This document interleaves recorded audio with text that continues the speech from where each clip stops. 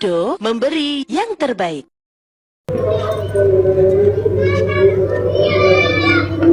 Oke, Eric, perkenalkan, nama saya Doni Andrian, saya dari Universitas Muhammadiyah Pontianak, program studi Pendidikan Biologi, Fakultas Keguruan dan Ilmu Pendidikan.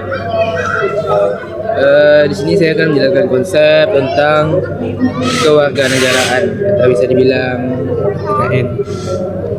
Di sini saya akan menjelaskan tentang satu persatu. Yang pertama tuh kita harus pengertiannya dari kewarganegaraan itu apa. Kewarganegaraan itu adalah hubungan hukum antara seorang dengan negara yang memberikan dampak kepada masyarakatnya. Sini ada beberapa analisis tentang konsep kewarganegaraan. Konsep kewarganegaraan tidak hanya berbicara tentang status hukum, tapi juga mengenai rasa memiliki terhadap negara, privasi dalam kehidupan berbangsa serta tanggung jawab untuk memberikan persatuan dan kesatuan kepada warga negara.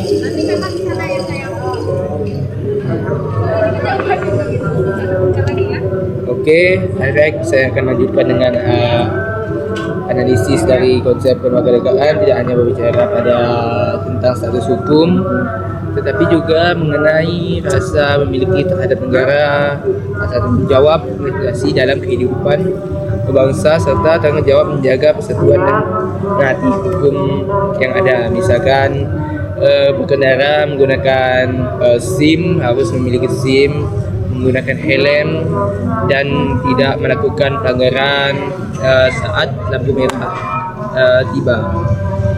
Dari ini juga kita harus menyimpulkan bahwa kita harus mematuhi tentang rambu-rambu lalu lintas dan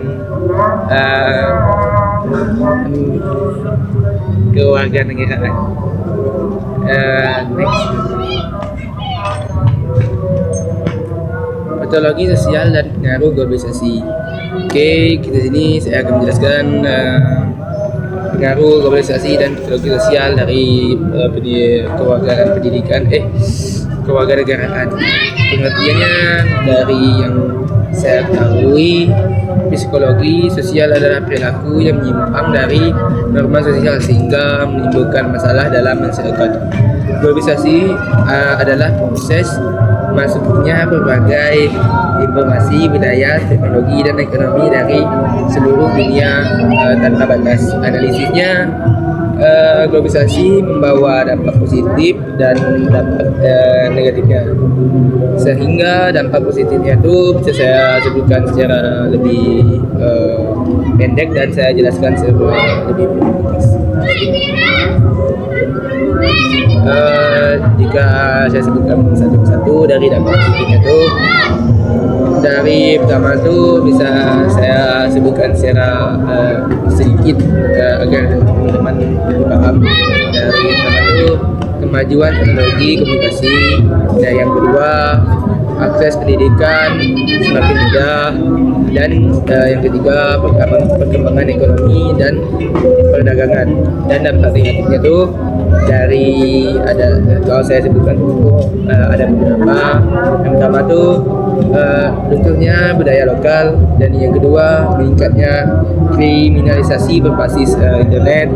Yang ketiga ini ada penyalahgunaan narkoba, dan yang keempat pergaulan bebas. Contoh patologi sosialnya saya sebutkan penyalahgunaan narkoba, tawuran pelajar, korupsi, judi online, dan cyberbullying. Oke, di sini saya akan menjelaskan wawasan Nusantara dari pengertiannya dulu. Pengertiannya, wawasan Nusantara adalah cara pandang bangsa Indonesia terhadap wilayah dan seluruh rakyat Indonesia sebagai satu kesatuan dalam aspek politik, ekonomi, sosial, budaya, serta pertahanan dan keamanan.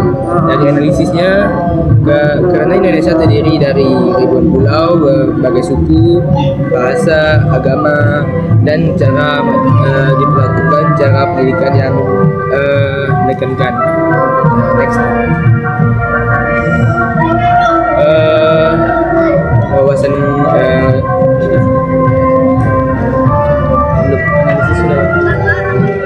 dari analisisnya tuh, karena Indonesia terdiri atas ribuan pulau, berbagai suku bahasa bangsa agama, dan maka diperlakukan cara pandang yang menekankan persatuan agar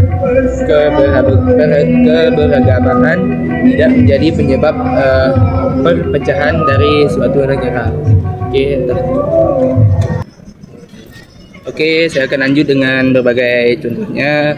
Di sini saya akan menyebutkan beberapa contoh, misalnya menghargai perbedaan agama, menggunakan produk dalam negeri, menjaga persatuan saat terjadi perbedaan pendapat, dan mengikuti upacara bendera saat hari Senin tiba. Baik, saya akan melanjutkan dengan 4, ketahanan nasional. Di sini saya akan menjelaskan pengertian. Dari pengertian, ketahanan nasional adalah kemampuan bangsa dalam menghadapi berbagai ancaman, tantangan, hambatan, dan gangguan yang dapat mengganggu kehidupan bangsa dan negara. Skip. Next. Ya, bukan gitu. Ini. Baik, saya akan mulai dari analisis. Ketahanan nasional menjadi berbagai bidang Baik, saya akan menyebutkan beberapa contohnya dari ideologi, politik, ekonomi, sosial budaya, dan pertahanan dan keamanan.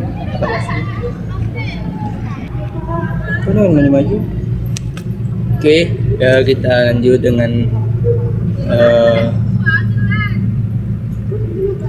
beberapa contoh kehidupan sehari-hari. Misalnya, pemerintah menjaga stabilitas ekonomi saat inflasi, TNI menjaga wilayah perbatasan, masyarakat ikut menjaga keamanan lingkungan.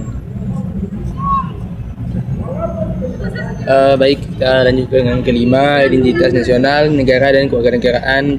Pengertian identitas nasional adalah ciri khas suatu bangsa yang membedakannya dengan bangsa lain.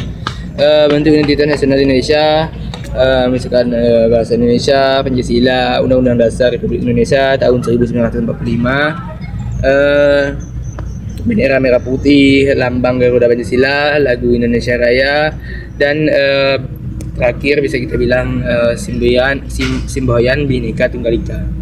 Jadi next, jadi dalam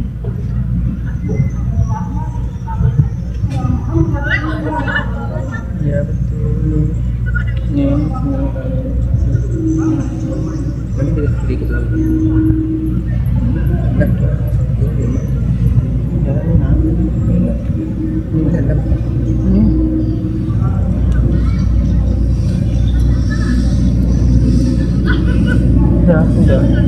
Baik, secara analisisnya, identitas nasional menjadi perekat persatuan di bangsa. Tanpa identitas nasional yang kuat, masyarakat lebih mudah terpengaruh budaya asing yang tidak sesuai dengan nilai Pancasila, nilai bangsa dan bernegara.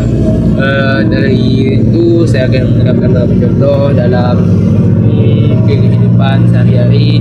Dari yang pertama tuh, menggunakan bahasa Indonesia dalam kegiatan resmi, dalam kegiatan formal, juga dalam melakukan pembelajaran di dalam kelas juga wajib menggunakan bahasa Indonesia. Yang kedua, menghormati bendera saat upacara.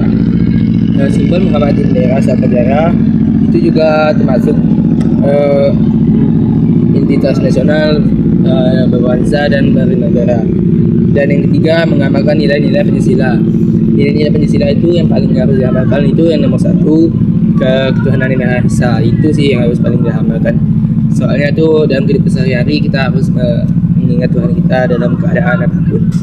Dan lanjut, di sini ada good governance. Pengertian dari good governance itu adalah penyelenggara pemerintah yang baik, transparan, akuntabel, efektif, elementatif, prestatif, dan berdasarkan hukum. Prinsip-prinsip good governance ini adalah ada beberapa yang harus saya sebutkan. Dari yang pertama transportasi, yang kedua akuntabilitas, yang ketiga partisipasi masyarakat, yang keempat efektivitas, yang kelima efisiensi, enam penegak hukum, dan yang ketujuh ada keadilan. Baik, saya akan melanjutkan dengan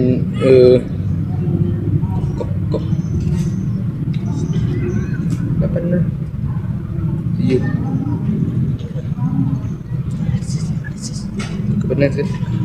Baik, saya akan melanjutkan dengan analisis.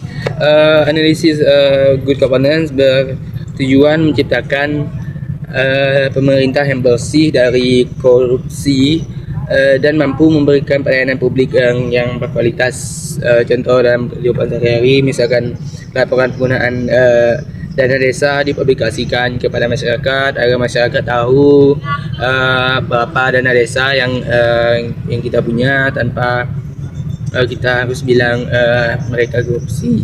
Dan yang kedua, pelayanan administrasi dilakukan secara online sehingga lebih cepat. Itu juga memudahkan untuk kecepatan dalam administrasi supaya lebih mudah. Kita harus menyiapkan data-datanya secara online. Dan yang ketiga, pemerintah menerima kritik dan saran dari masyarakat. Pemerintah harus disiplin menerima kritik dan saran dari masyarakat. Misalkan MBG ini kenapa harus tutup dan kenapa MBG ini tidak diselenggarakan lagi. Kita harus masyarakat ni memang yang ingin MBG untuk anak sekolah dan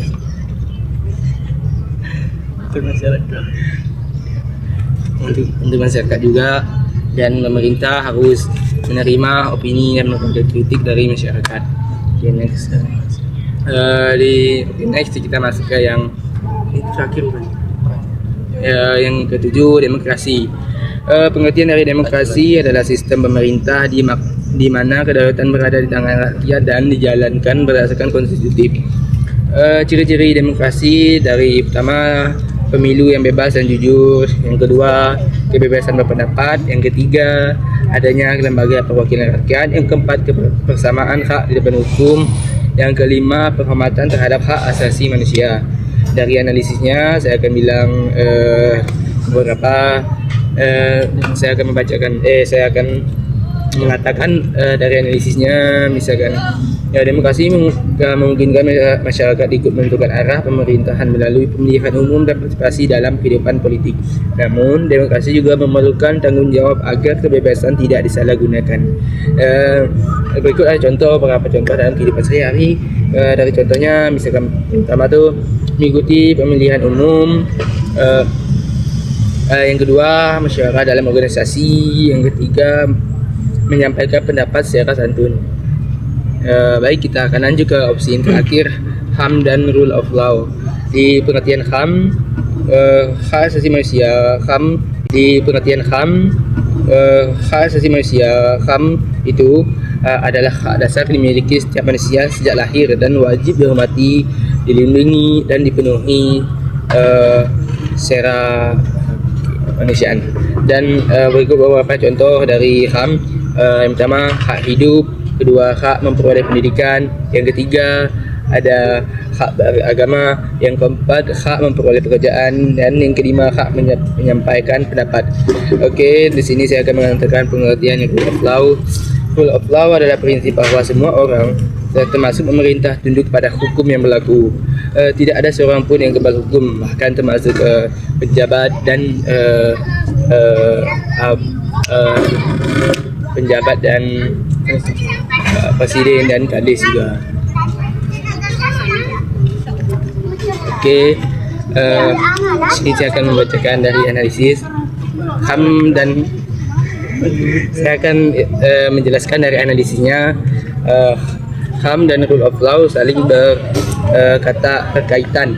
HAM memberikan perlindungan terhadap hak setiap individu, sedangkan Rule of Law memastikan bahawa perlindungan tersebut ditegakkan melalui hukum secara adil. Negara menghormati HAM tetapi tidak menegakkan hukum akan sulit memberikan keadilan. Begitu pula sebaliknya. Next. Berikut ada beberapa contoh yang akan saya sebutkan secara langsung.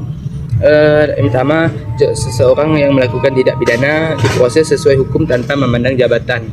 Yang kedua, setiap warga negara memiliki kesempatan yang sama untuk memperoleh keadilan di pengadilan.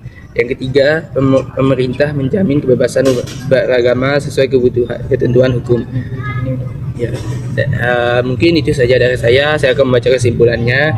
Kedelapan materi tersebut saling berkaitan dalam membentuk kehidupan bangsa dan bernegara. Konsep kewarganegaraan menegakkan hak dan kewajiban warga negara. Patologi sosial dan kompensasi menunjukkan tantangan yang dihadapi masyarakat, wawasan Nusantara dan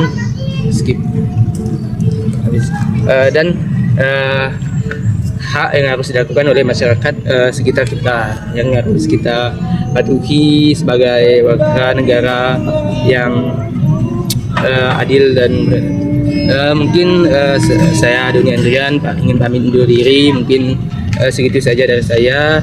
Jika ada salah kata, salah ucap, saya mohon maaf, karena kan saya juga manusia biasa yang bisa bersalah dan melakukan kesalahan. Saya pamit undur diri. Saya Doni Andrian. Assalamualaikum warahmatullahi wabarakatuh.